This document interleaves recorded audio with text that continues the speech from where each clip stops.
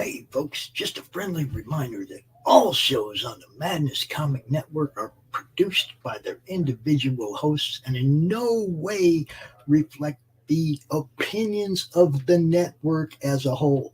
The statements in the following broadcast are not necessarily the opinions of the Madness Comic Network, its staff, sponsors, or contributors. This show is rated TVMA, as are all of them and all those other letters. Viewer discretion is highly advised.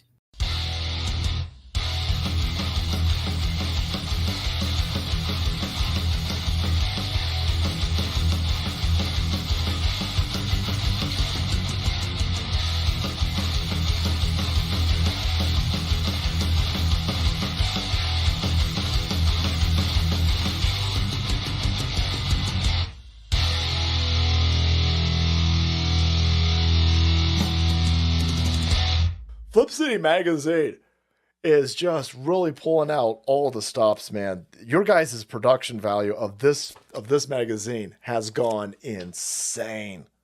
I mean, look at that. I mean, I remember when you guys, it was black and white. Even when it was black and white, I thought your quality was great. But damn, they have just, I mean, they just really stepping it up a notch. Look at this. James Corbett, boys. James Corbett. Genuinely cutting. But also funny, and obviously just chaotic and very fun.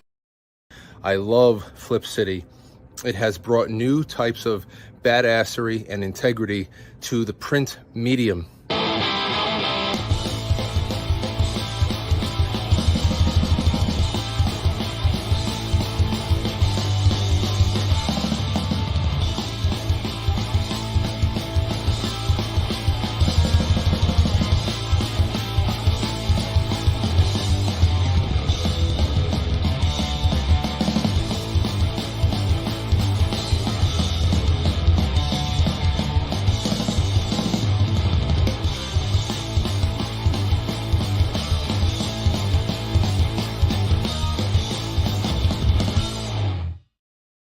The future.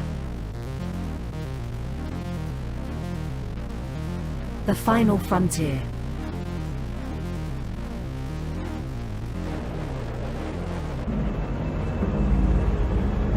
It has never been so uncertain as now.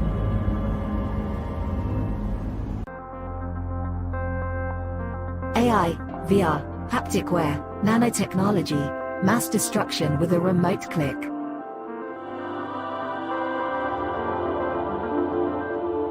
Now we are finally seeing the true potential and dangers of an ever-connected and overly policed hyper-technological world.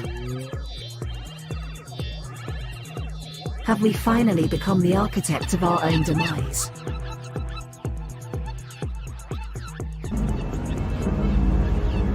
Is there still hope?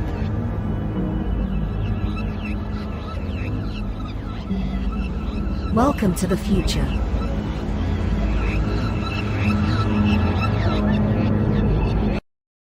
Welcome to Punk Droid.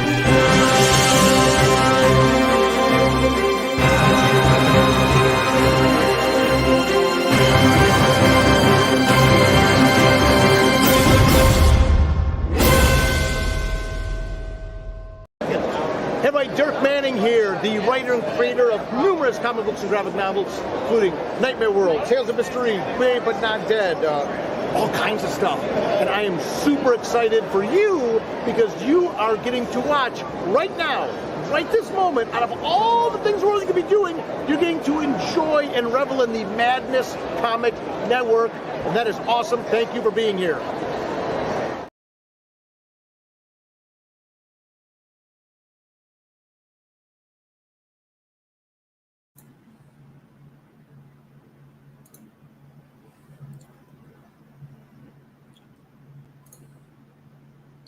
All right, folks. Good morning. I am back. For those that don't know, I'm Les Garner, creator of Apocalypse Girl, an artist on a variety of different books out there right now. Did inks on the last issue of Prometheus and Chains, did covers for the whole series, did whole pile of stuff. Got a couple of new series that I'm working on with folks. Most recent big thing was Homestead with Dirk, Mr. Dirk Manning, who you saw right there at the end. And I'm in here. My usual partner in crime, Charles Moisant, couldn't be with us today. So it's me and Pops may be popping in here and there. It's Pops popping. So Pops may be popping in here and there. But in the meantime, I'm going to be mostly just, so I'm going to go through some stuff here, looking at things in my sketchbook that I keep in Clip Studio, and kind of talking about different techniques and things in Clip Studio, because I love this program. I use it for all kinds of stuff. And let's see. I want to see if anybody's joining us, because if they are, I want to open it up to take any questions and stuff from them. Try to be a little more interactive today than usual. So, let's see. So if anybody, if you come into this a little bit later, whatever, and you rewind a little bit, feel free to pop comments and things in there. In the meantime, I think I'm going to switch over to Clip Studio, and let's take a look at this this piece that I did. I can't remember. I did this a couple weeks ago, I think, for Charles. It's actually on a book of his called Kremen. And I want to talk a little bit, since this is what's on my mind right now, about doing colors in Clip Studio. So first thing I'm going to do here is go into my page that I have up with all of the inks and everything here. And I'm going to select all those, right click and hit create folder and insert layers. So that's going to put all of that on one layer or in one folder. And then the rest of this stuff right here is leftovers. So that's all the leftovers from when I penciled this on stream a while back. Let's put those in a folder too. I tend to keep everything. I rarely ever delete much of anything. So I'm going to label that. Let's call that pencils. And for those who don't know, I don't really have full use of my left hand right now, so I have a voice system that I use for typing. Inks. So sometimes I'll click a button and you'll hear me say something and you see it pop up in there. So let's see. This is going to be our ink layer. And okay, once I've got all my inks in a folder, there's a couple of things I'm going to do. First, I'm going to set that to multiply so that if I do anything below it, the inks sit right on top of that. Let's see. I hear a message from someone. Who is this? Okay. I'm going to have to kill that. Let's turn that off so folks can go away. And let's see. Okay. So we've got our ink layer, our ink folder set to multiply.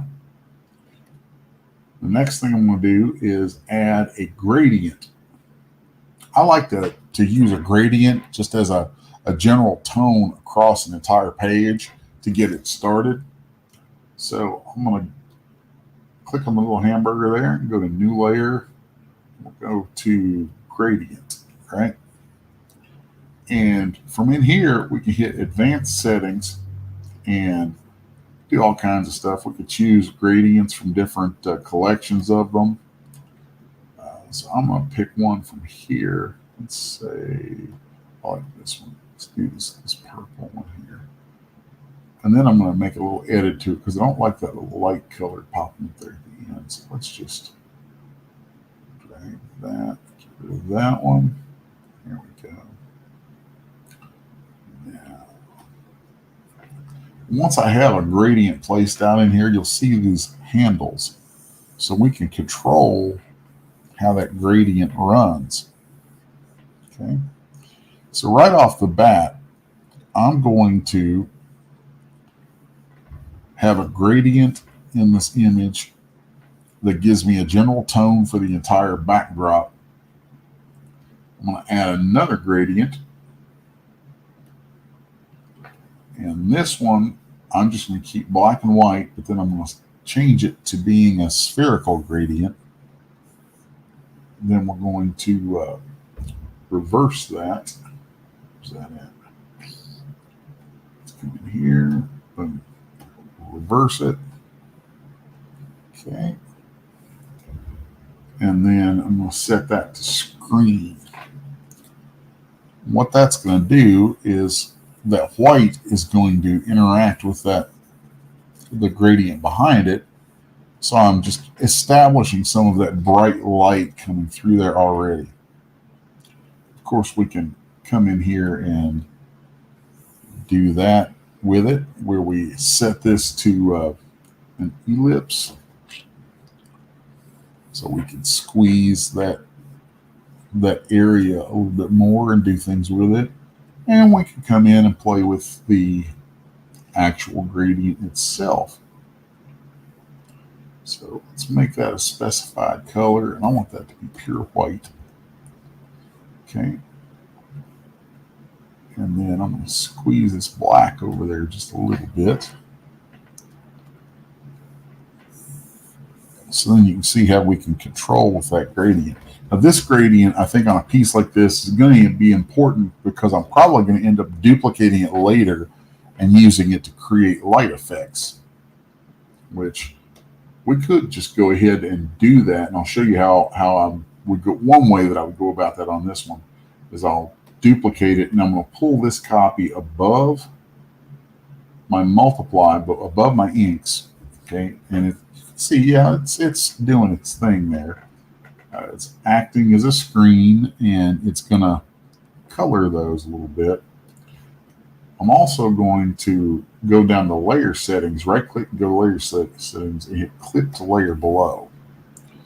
And that will ensure that it doesn't affect anything other than what's actually inside this this folder. And with that in mind, I'm also going to turn all of these off, turn everything off here except these inks. And I want to right click and hit merge visible to new layer.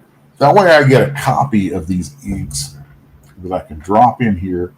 I'm going to turn all the others off. So now this layer has just, let's see, is there some white in that? If there's any white in that, I want that gone. So I'm going to hit convert brightness to opacity. And then you'll see all of that area that actually had white painted into it is just going to become clear. And now with my gradient here set to clip on the layer below, now that will only affect where the layer below it has pixels. That's really, really useful. Okay, so there's that. And there you can see all kinds of ways that can be used. We could actually create other lighting effects with this just by duplicating it and rotating it. So I think that's kind of neat. Damn straight, Monumental. That art looks amazeballs. You scared the hell out of me. I was sitting here just toddling along, doing my thing, and then out of nowhere, here comes Pops. That was hilarious. Well, it took me about that long to go up there and make 2 eggs over easy with some toast and juice for the boy, and I'm back. Let's see. Up next, let's see. I've got. Let's take a look here. Now, right now, the layer that I have showing in here is just black lines. So if I control click on that, you'll see it'll show me exactly that. It'll give me a selection of the pixels that are in that area. So I'm going to add a layer below that so that I can make this solid. And I've got a way that I'm going to do that. It's going to keep my inks from getting anything else in it, but I'll be able to fill that in. And once that's filled in, those solid pixels will be what the clip layers above it are going to affect. So, and this is going to introduce a really neat function that Clip Studio has that I don't know any other program has, where we can tell it that a layer is a target. So we're going to call this a reference layer. Turn on the little lighthouse here. So now this layer below it, and you use this a lot for flatting. So let's turn these guys off so you can see this as I come in here and do this. Let's turn that paper layer back on.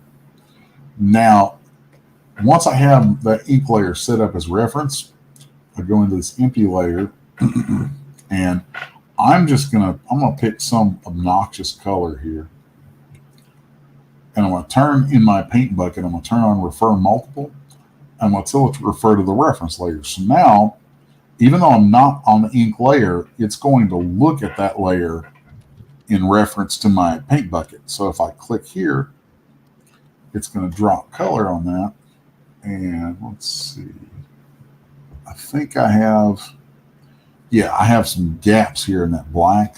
But if we come into, let's see right there, see how it just fills in there. Now here's something neat that you can do that I haven't seen a lot of people talk about with the paint bucket in Clip Studio, is you can click and hold down and then scrub, keep drawing with it. And you'll see as I keep the pen down and I just brush across areas, it keeps dropping color in those areas. And it's incredibly useful. I figured there was going to be some stuff like that, so that's to be expected. So if you've got some numbnut like me, because I'm inking my own stuff here, who didn't put a full hold line around this, then you're going to run into these kind of things. So what I'll do here is I'll take my pen tool, and instead of using an eraser, I'll use the pen tool and set it to paint with invisible pixels. And then I'll just come in and paint away some of these. It's funny, this is probably not the best example piece for me to have chosen for doing this, because it does have so many broken lines coming out at the edges instead of a good clean hold line, because a good clean hold line makes doing the colors very easy. But on something like this, you kind of have to adapt. And I refer to my flats sometimes using terminology from doing the 3D stuff that I do. I'll call them clown maps, because a lot of times when I flat something like this, I literally am just using the most garish colors possible. And the reason for that is that flat layer is going to give me a place to come back to as a reference. I'll be able to set it as a reference. And if I have colors that have a ton of contrast from each other, then when I reference that layer later for my paint bucket or for my wand tool, things like that, then it will be very easy for it to pick things up. So let's go ahead and here's a neat little trick, is if I come out here, because I can see there's a broken line right there, and I just go ahead and paint a little of this in there, then that's going to help finish that out, so that now I should be able to take my bucket, and there we go.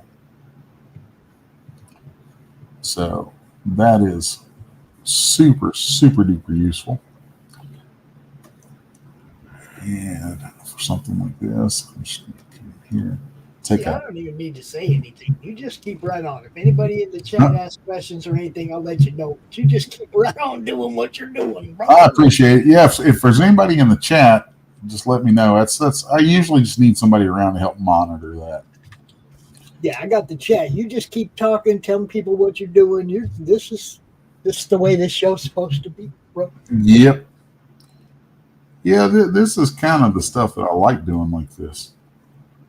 So, and hopefully, eventually, I mean, I've been so damn busy lately. It's been hard to really get up into things, but I've got ideas for things I'd like to do where I'm bringing other artists I know on and getting their input from things and all that kind of stuff. So that would be kind of cool.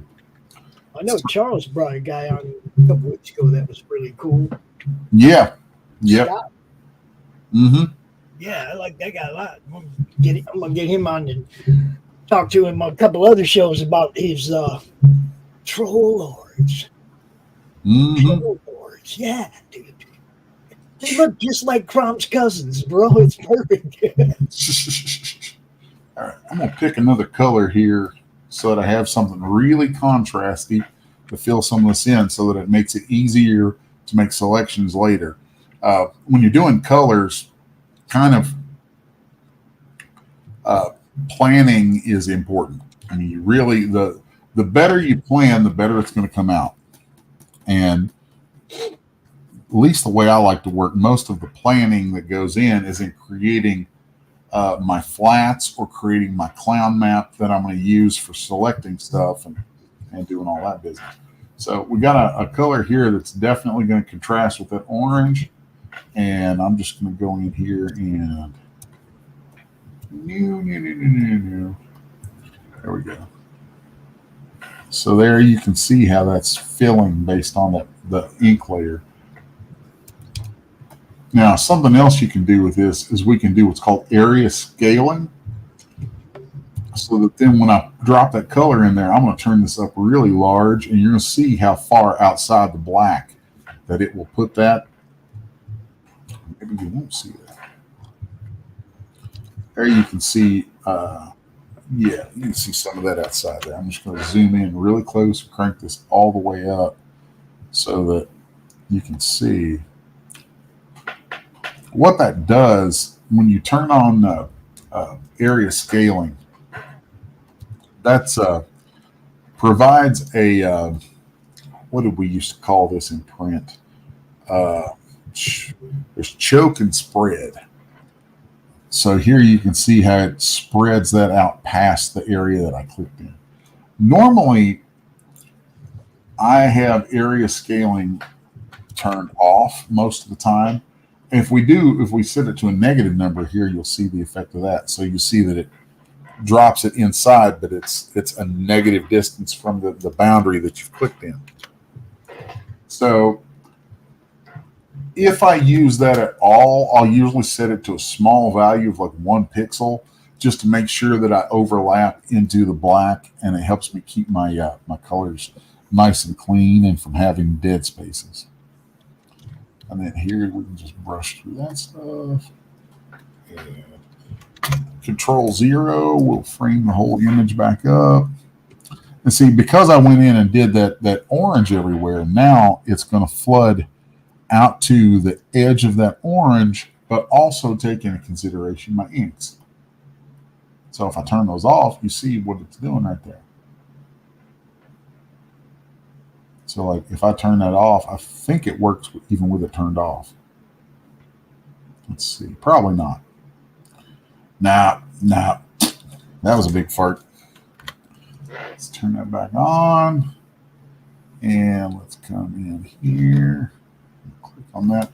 So then there you can see where that's filling that in. Now, I'm just going to scrub around out here to fill in some of the stuff that's out there close to the edge, and then come in like this with a lasso and just paint bucket all of that. Okay. And here we go over here. I don't like that. Let's come in here. It's really weird sometimes to talk while doing this, because this is normally this kind of work. I tend to work in silence most of the time, and so it's just, you know, I end up spending hours and hours doing this kind of thing just by myself in silence, and so it's very strange sometimes to actually be talking while I'm doing it. So there we go. We got that all filled in. Let's come in here. Boom. Now this area right here, let's make a selection of that. And there's that. Then here I'm going to come in with my pen. Control plus Alt will allow me to interactively scale my brush. And see right there, I clipped into that orange just a little bit. So I'll hold the Alt key, get my orange here, and I'm just going to draw back in there like that. There we go. Okay. Now let's grab another obnoxious color.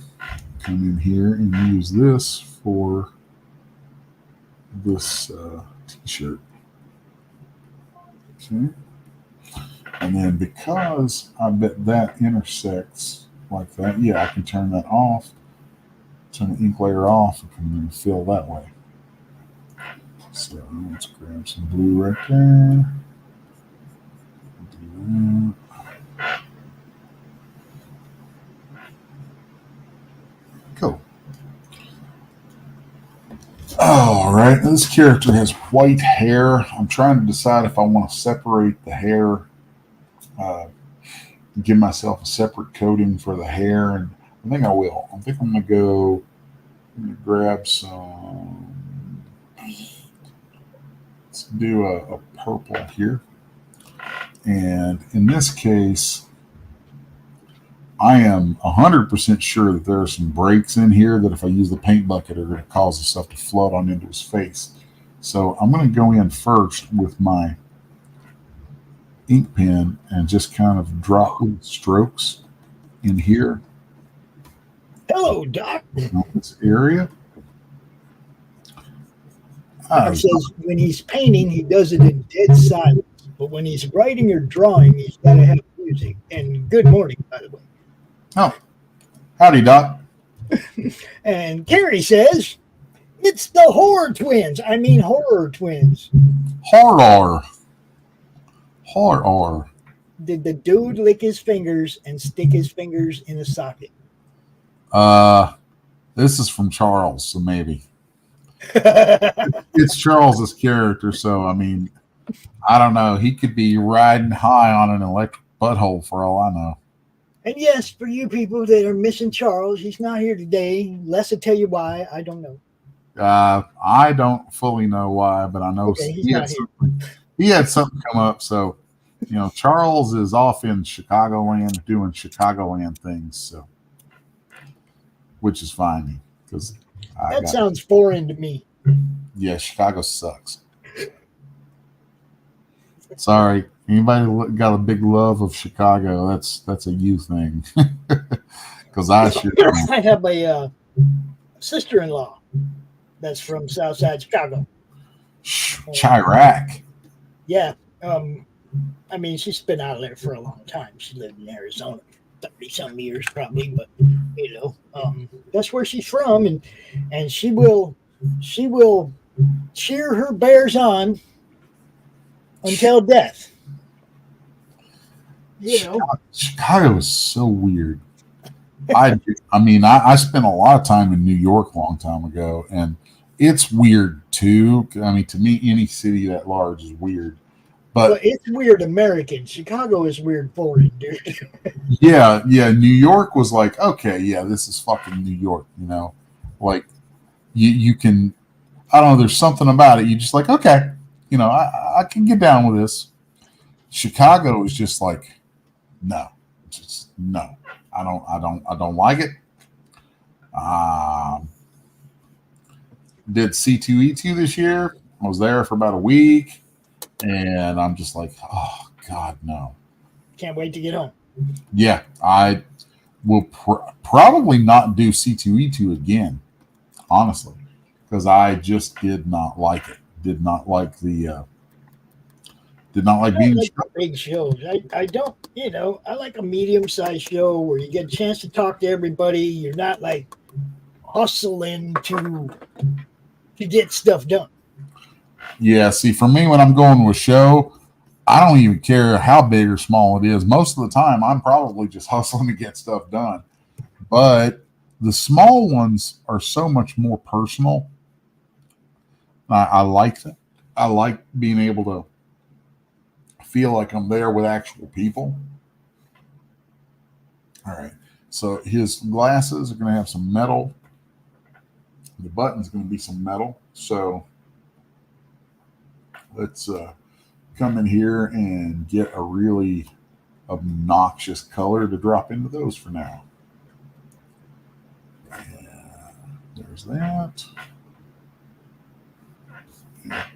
Something you can do in here that I really like that other programs don't have when it comes to a paint bucket tool has a thing called gap.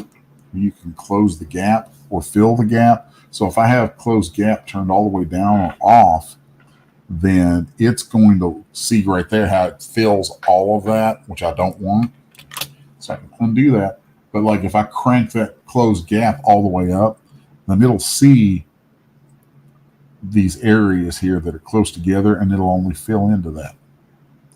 That is extremely handy. And then different amounts of that are good for different things. So like over here, I kind of do want it to fill in a little bit more, but not that much. Carrie wants her hair to be that color. And Carrie, there are a lot of people who have probably done Jack the Ripper comics. The only one that comes to mind right now is the one that Mandy and Peter Gilmore did, and I can't even think of the name. So, when Peter Gilmore and Mandy Summers, probably the most well-known Jack the Ripper comic is Alan Moore's From Hell. Yeah. That's what I mean. There's a lot of people that have used that character in comics, so I'm not really sure which one you're referring to, but if you're talking about recent indies, that would be Mandy and Peter Gilmore's book. Okay. I want to make the lenses something easily selectable, so let's go grab some goofy color to drop in there. And at this point, none of what I'm doing is about the colors that I want it to be. This is all about mapping this thing out so that I've got just high contrast, really standout colors that I can use for making selections. So let's see. The orange is good for Mr. Doc, that was the name I was looking for. Yeah. Do this like aqua color here for the eye areas. And then I'm going to come back in here and paint in a little bit right there. All right. So there's that. Then let's see. Let's take this. Turn that reference off, and I'm going to drop that layer clown map.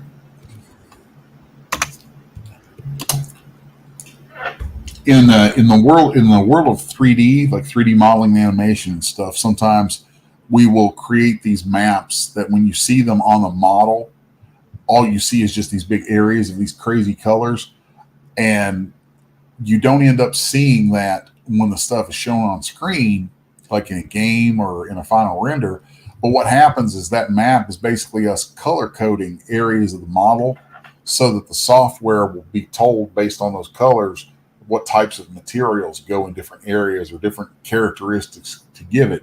And it's a similar concept as to how I'm going to use these. If I turn this into a reference layer now, and I come up to this empty layer, I'm going to put another empty layer right here, just set the color. So now if I come into this empty layer and I take my my magic wand tool and I have it set to refer to my reference layer, and turn that close gap off. So now, like say I take this gray and I drop it in here.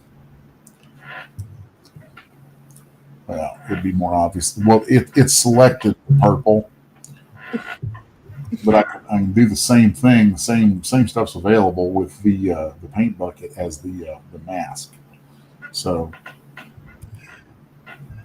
now that's all gray, following exactly with the purple.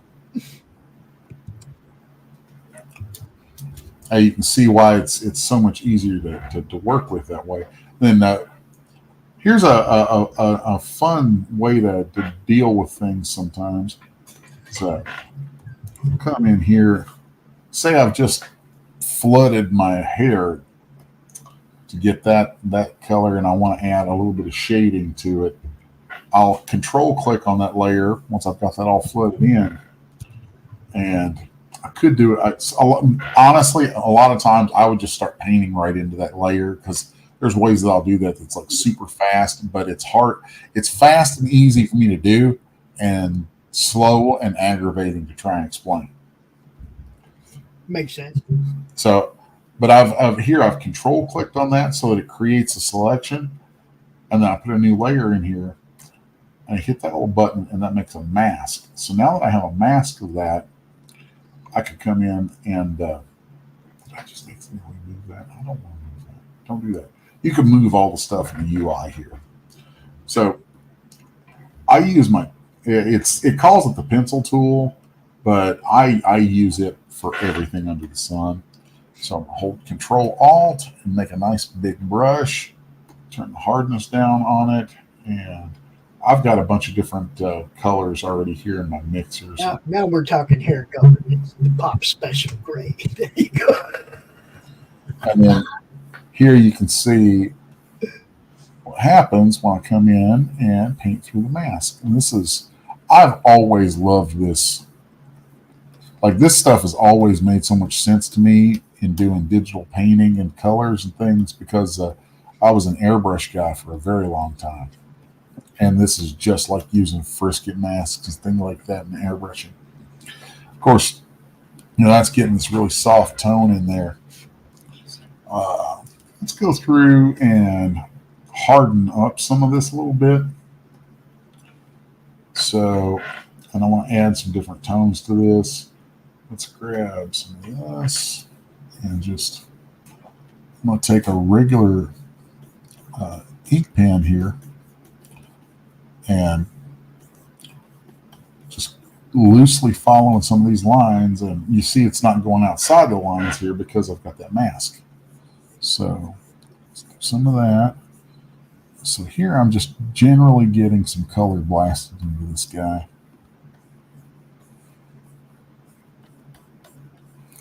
I'm sure when Charles sees this, he's going to flip. Like, why didn't you do that on one where I'm at? Well, because this is what I felt like doing. So, tough. Here we go. I just want to throw some of this into the areas where we have some ink. And leave the areas that don't have any ink still with that bright, the white and the gray there.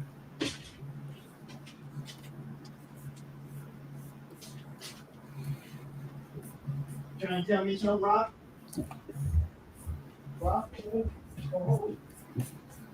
And let's take a look over here.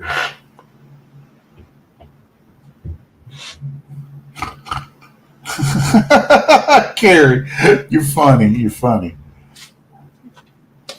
I know her and Doc in the chat just having their own little conversation. Oh my God. I'm going to put this one on screen for a minute just because that's funny as hell to me. And I'm sure my girl Janice will be like, who's that woman saying you got a sexual tone in your voice? That's funny as hell. I'm going to hear about that, but I don't care. Poor Carrie. Everybody who gives her a little tickle is taken. Yeah, that's funny. See, that's not my voice being sexy. That's my voice being fucked up for me having had a damn stroke. No, you just say, "Hey, I can't help what God gave me." Y'all just got to deal.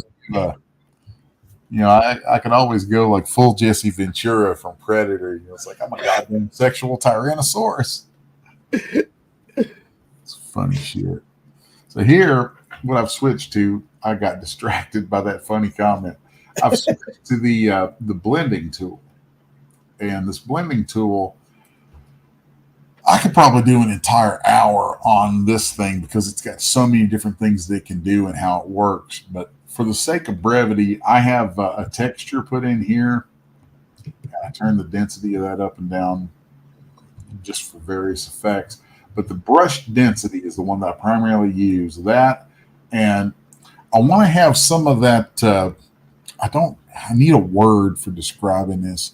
When you look at, if you really look at and analyze colors in a lot of modern comics, you'll see there's lots of areas with pretty well-defined shapes inside the color and a lot of pretty hard edges, which has always kind of blown my mind. But it's good because it gives to the solidity, because otherwise you end up having the stuff look too airbrushy.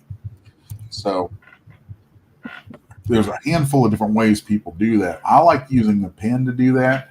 I know some folks, I saw a piece from Brian Haberlin a long time ago where he was talking about how he will use a lasso and go in and select some areas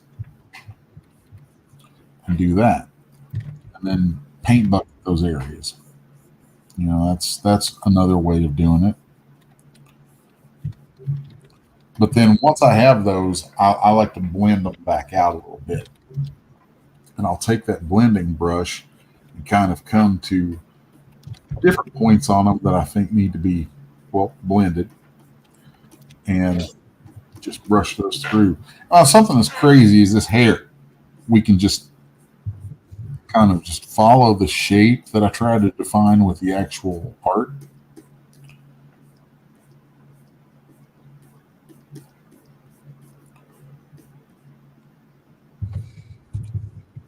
Just pull a few strokes through there. So there you can see how that starts to blend that out. Look, this is the girl who makes the most of the sexual innuendos in the chats on our shows, talking about how angelic she is. Too angelic for that tone. Well, that's funny. Yeah, that sounds like a you problem, not a me problem. It sounds it funny. Even is a problem. I'll be nice. I'll be nice. That's funny. So we're just gonna come in here and throw a few more strokes in here, and then you can see where I have not the hardest edge, because if I turn that up on the hardest edge there, you'll see it's sharp. And I don't want that perfectly sharp. I want to be able to have a little bit of fading around the edges. Like if I turn the hardness all the way down, you'll see that it's just very airbrushy. So I want that somewhere midway or a little higher. I got to protect Doc here for a minute. Doc, context is everything. Oh, God. All right. Context is everything. Okay? Now, I know that previously you said, I don't know where I am. Kind of like Biden. But without the I don't know where I am, it kind of looks like you kind of like Biden. Oh. Context is everything, my friend.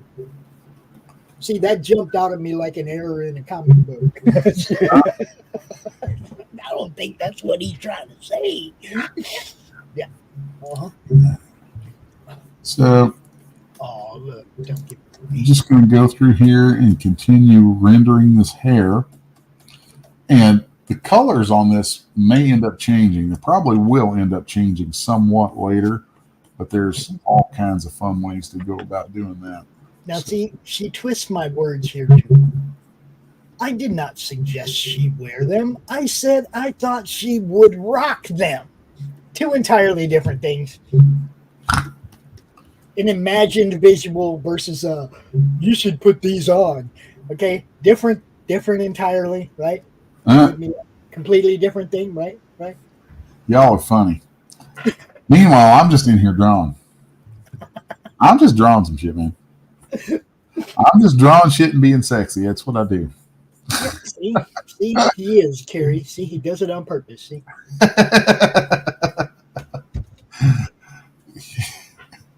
Y'all like my new haircut? Oh, what'd you do? Yeah, I can't even see. I'm focused on what I'm doing. I cut my hair. Look, it look good? Look good? Yeah.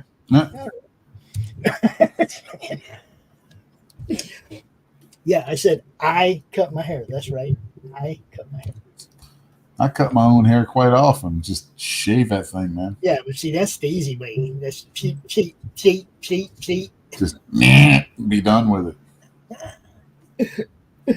I do not have the head for that. Mine looks like a road map. My skull looks like a road map, dude. I got scars all over up there.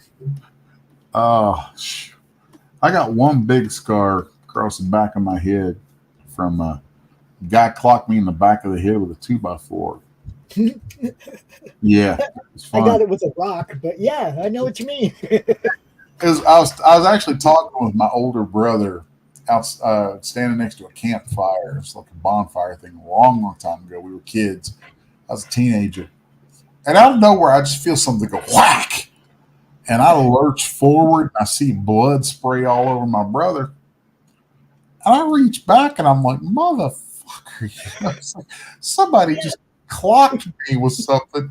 And I turn around, the little punk who did it, standing there with a 2x4 in his hand. And I just smiled at him. And I just like looked at him. I was like, run.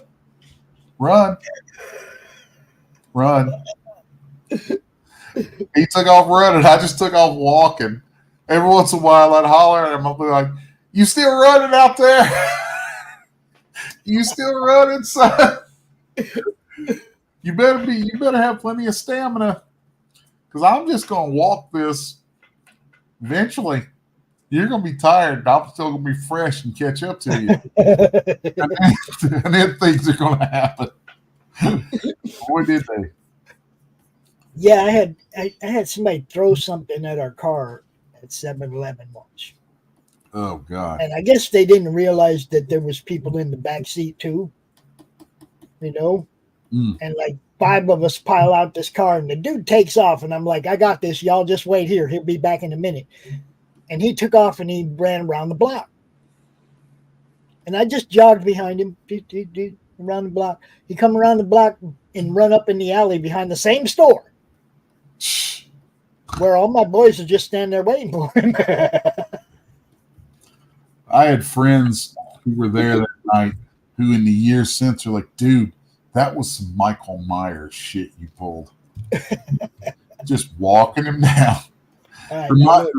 Reminded me of House of, like, I was reminded of it when I first saw House of 1,000 Corpses, and Otis is going, run, rabbit.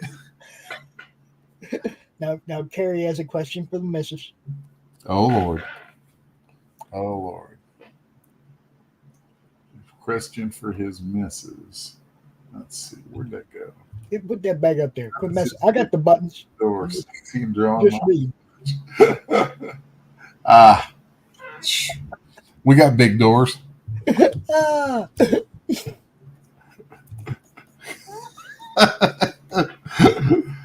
Yeah. No, my studio is in what used to be a garage, like where a guy would build hot rods and stuff in here. So if it gets too big, I've got a bay door I can use.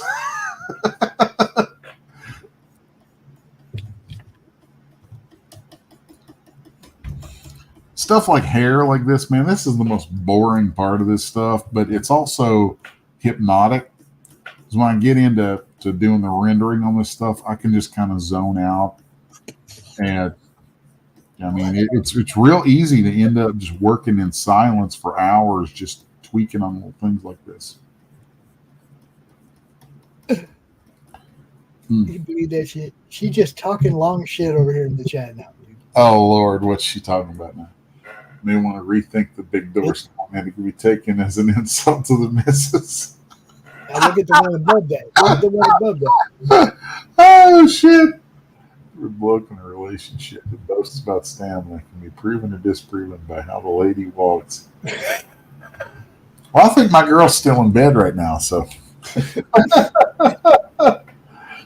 can't zone out with me and chat and pop chucking away. Oh, y'all are funny. Can't draw either. You keep distracting him, Carrie. Damn. Yeah, my girl Janice, she's probably watching this right now. I love her to death. She's so funny with stuff like that because she'll be like, "Are they really? Are they really talking about that? What? I can't believe that." You know, and sometimes I don't know if she's actually serious or actually, aghast. And either way, it's damn funny. So, because I'm terrible like that. Let's see here now. Let's get on with some other good shit on here. Let's throw another color layer on here, and then oof. Let's pick. Grab a little Caucasian flesh tone and drop that in there in his face. Now, here's an area where I'll use a lasso to build up my my forms. We've got a light source coming from down here, so I want light at the lower edges and darkness around the upper parts. So I'm going to do that. Now she's trying to instigate shit. Look at her. Oh, Lord.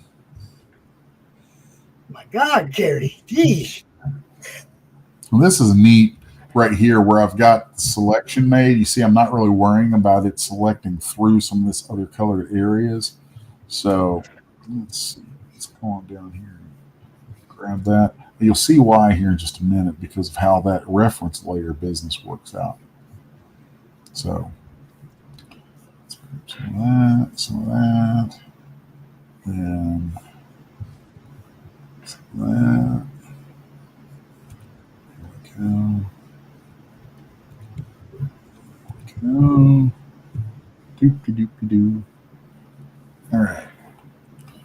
Now then, I'm going to come in here, grab a darker tone, and I'm not going to do it that way. Nope.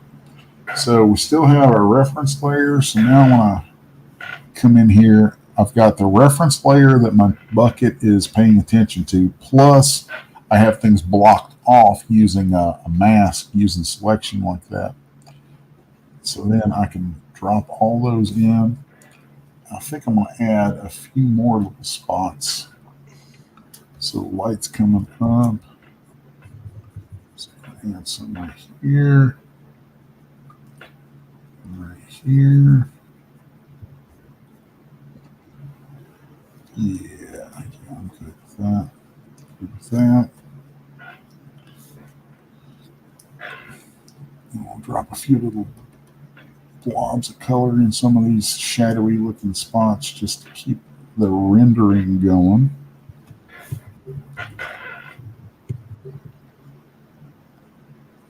Okay. I'm going to run that a little heavier to that side. And let's control click that layer and put a mask around it before we go any further so that I don't accidentally spread this stuff out in the places I don't want it to go.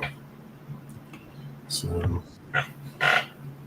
now I also want to take some pure white and come through here and touch some of these areas that I know the light should be hitting this.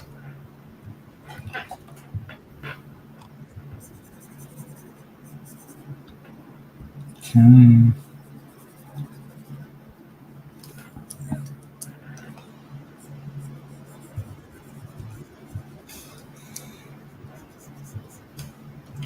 So basically what I'm doing right now is I'm developing, like I started from my most mid-range tone for the skin, and then I dropped my darkest tone for shadows. Now I'm dropping in my lightest tone just to build some of these highlight areas.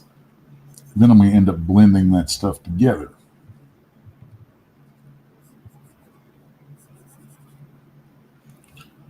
But then the places I drop that into, the shapes and things I use for it, help build up the rendering and the forms on the art itself.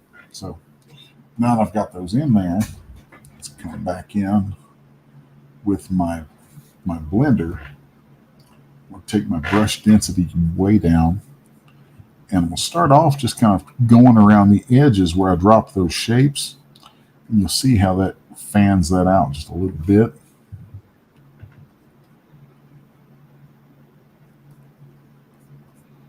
If I want, I can use that to spread things a little further here and there. And I'm not getting any of that out into my other areas because I have masking on that layer.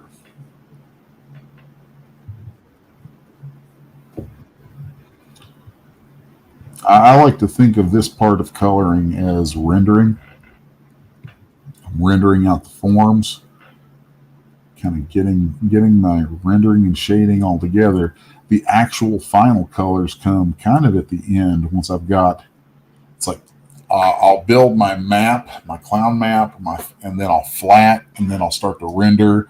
And then after I've rendered, I've got a few different techniques I'll use for bringing the color all together.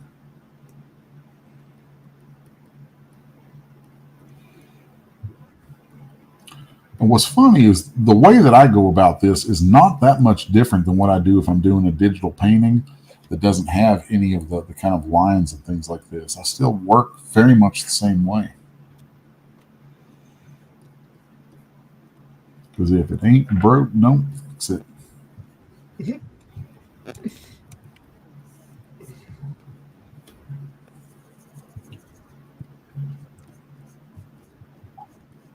Oh, we got some Glenn Fleming. Says the guy looks like Mobius. So now that I've got some tones built in here, I can go in and continue to do some blending and things to help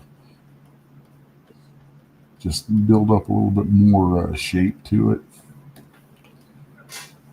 This is a character from Glenn's usual co-host, Charles. That's upcoming. All right. Now I've got that in there. Let's do something for the jacket. So where are we going to go with the jacket? Let's take that color in here. And then, come on. There we go. So there's that. Once I've dropped that color in there, I'm going to select that, control-click select it, put a mask on it, and let's come in here and do some quick rendering.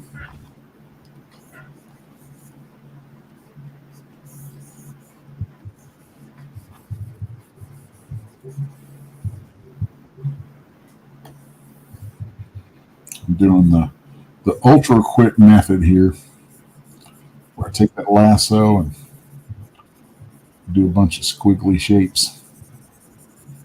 You can hear that's funny, hear my compressor kicking on in the background for my airbrushes.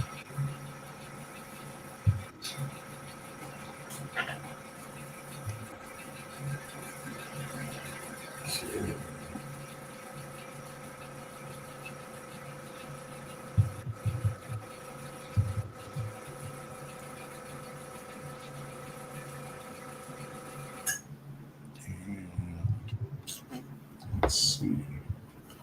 Let's get something a little darker and a little more saturated. Okay, darker than that. Okay. Here's that. Now let's come in here with something very light.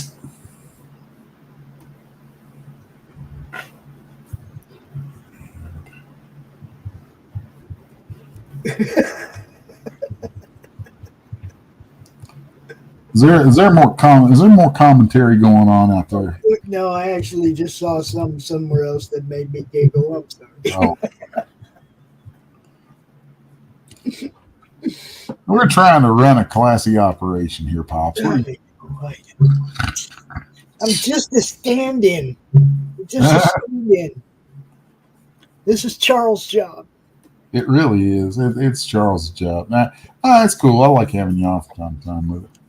It works well. No, for me, it's like I just, wherever I'm needed on the network. See, this is one of the other things that people have to understand about the network. If you run a show and things happen where you can't make your show or whatever, we still make sure your show goes up either by a substitute host or we do a replay of one of your ancient episodes or something, but your time slot still gets filled. Being part of the network means you got backup. That's cool. You know, you got backup. You got free StreamYard. It's like, to me, it's kind of a no-brainer, but, you know. I know if they was offering me free StreamYard a couple years ago when I started doing this, I'd have been a happy mofo, you know. I was paying for it every month. It's ridiculous. Now I got sponsors that pay for it for us. That's cool. They're up above, and you see us play their ads all the time, and that's why, because they made sure we had a platform to run with. You know. Give them some love. Critical Blast, Flip City, Mr. Big, Worthy Chaos, Cindy Koepp, Unpopular Comics, and our boy Chris from the Laughing Row. You know. We got good people out here, guys. That's cool. Christian from Unpopular Comics has been making the show rounds. He was on Laurie's show yesterday. If you don't know who he is, you've been seeing the Spunk Droid trailer that we've been playing. Oh, yeah. Christian. You can go check him out. You know, he'll be making the rounds some more, I'm sure. That's cool.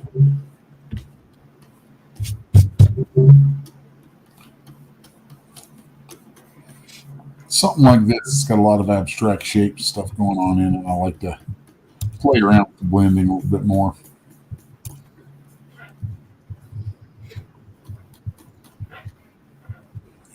Also, if you're watching and you didn't know, we have a Facebook group that's also more of this for promotion, for networking, for telling everybody what you're doing, dropping your links to your shows or whatever, whether you're part of the network or not. It's Madness Comic Network over there on Facebook. Go check it. Cool.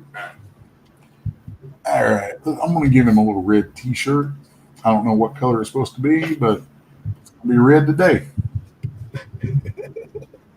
So there's see how easy that is when you've got the stuff all blocked out like that. Let's do I'm going to alt click and sample that color right there. So drop that in on those glasses. Then I'm going to make a selection from that and take a pencil, and I'm just going to come in here and do a quick little thing there.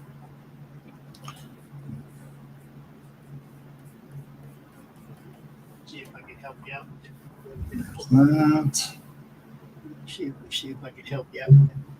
Here we go. Here you go. Check this out. There you go. How's that? Does that help? Les? Was that? Does that help? I didn't. Oh, wait. Put that back on the stage there. There we go. I lost track of what you were doing. It's the glasses, bro. It's the glasses. glasses. A little quick. I'm doing some run and gun stuff here now. I'm not putting everything necessarily on its own layers like that, just because I want to get that knocked out as quick as I can. Let's grab that. I was just trying to give you some color on some lens right here. Huh? You know.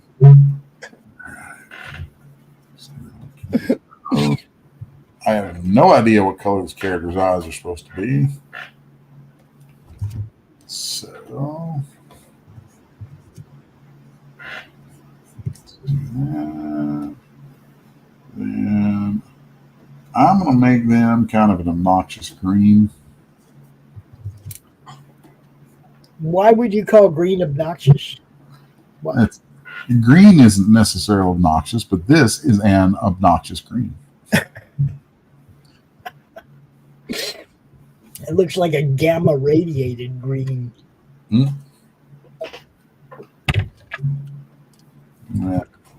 When I'm starting to render stuff like this, sometimes I'll switch over to different modes. So like multiply is kind of handy. You use mostly either multiply or hard light mode for stuff like that.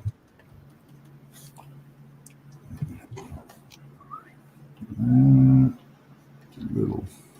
Well, shoot. There we go. All right. So now I feel like I've got pretty much all my base tones and everything in there. Let's take the paper color and change it back there to something else. And now let's move these gradient layers back down here. I may end up moving those around to different spots, just depending on a few different factors. Let's see here now. Yeah, there's that one, and that one. Those give me that light there. And then, okay, now this is going to be neat. So I'm going to do what's called a knockout, where I take some of the lines that are inked and end up having those lines be colored. But by having this layer here be set to clip layer below, and I've got it over those inks, this will allow me to do that so much easier than a lot of other possible ways. So with it set like that, I can come in here now and just blast across that, and you'll see how that knockout happens. I think that is so cool. So whenever you're looking at comics and you see like where you can tell that it was inked, but those lines have been changed to a color to match like colors and things around it, they're probably doing that or something like it. Cool. My friend, we are past the hour mark. You can still go another 20 if you want, or we can go ahead and cut it now. It's up to you. I'm going to go ahead and I think continue to on this for just a minute because it's almost done. Just let me know when you want me to roll ad, man. You know. So this is kind of a neat spot to notice about the whole knockout thing. Of course, I did it on the hair there, but down here where I want this light to be blasting through, if I come in here and do that knockout deal with it, you see how that ends up. I can actually colorize some of the ink lines. Come back and take some of that away.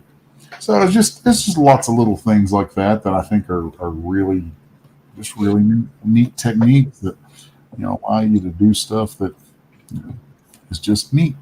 Just looks good. Can you compress everything you've done today down into about a 45-second? What do you call that? Oh, I can't remember what you call it now. Synopsis. No, man, when they just like make it like your opening, Well, so today what I've gone through, this thing right here, where it's just all fast, everything you did. Oh yeah, you mean like a time lapse? Yeah. Time lapse. give me a file of this, I can spit out a time lapse from it. Okay. Well, see, you can go right into the StreamYard library after the show's over. Yep. And download it. Okay. While you have admin, it's right there. You can just grab it. I don't even have to send it to you. Cool. I'll show you how to do that after the show's over. So let's see here now. So I've got a fresh clip layer thrown on top of here that I'm blasting some of this out with, just as a means of knocking out more of those inks. And then after that, I'll put a layer up here that's not clipped. And actually, screw that. Let's do a gradient layer. One more gradient. Set it to be a circle. Bring it down here. Zoom out. Do that. Flip it. And then let's see. Take this to black and white. I said flip it. And now we'll do a screen.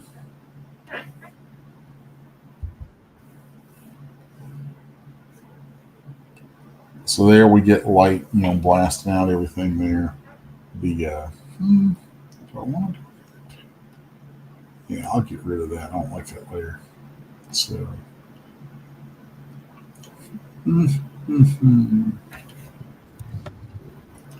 play with this one just a little bit.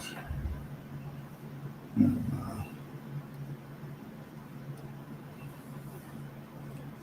just so we get a little more color variation in there. Man, I really prefer circular gradients. All right. So let's merge visible to new layer. I always like to do that for some reason. I don't know, it's just a habit. I like having things that way. Oh, I see something I need to do because I'm a dipshit. I might sit here and wait for that now because that's a bunch of layers for it to do that with. I want to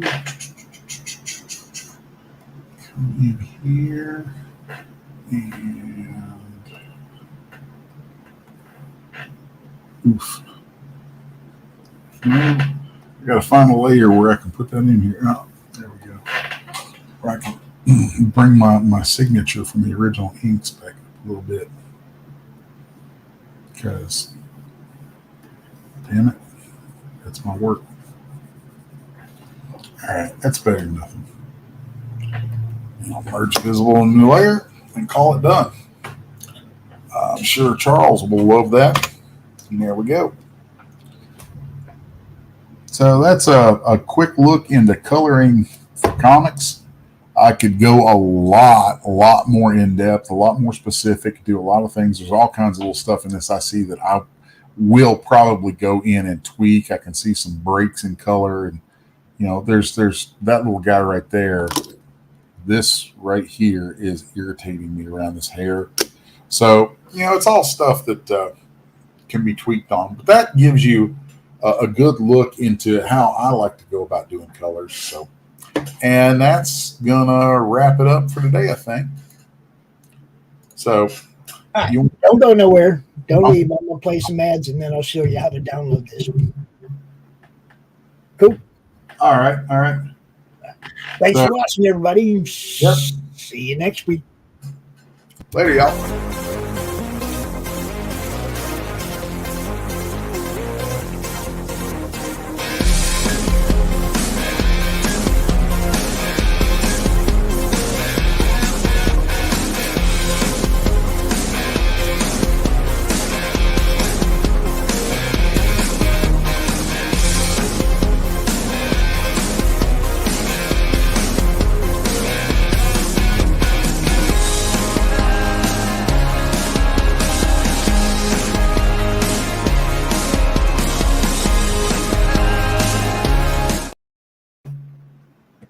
Oops.